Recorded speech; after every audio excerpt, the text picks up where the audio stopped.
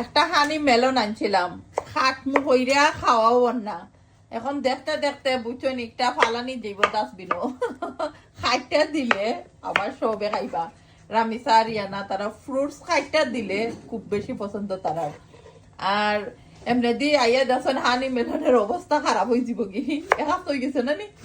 একাপ তবে ভালো রয়েছে জানি আর আমি খালি হাটমুখ হইয়া আসলে ওখান লন্ডন আবার গরম দেন না জানো নি গরম দিলে মেলন ওটা খাইতে খুব ভালো লাগে আর কি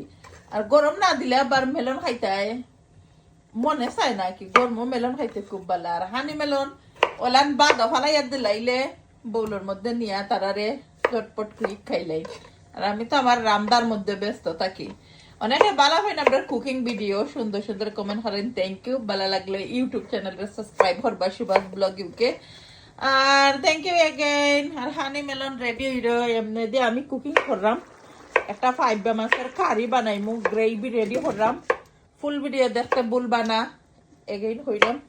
বাই সি ইউ সুন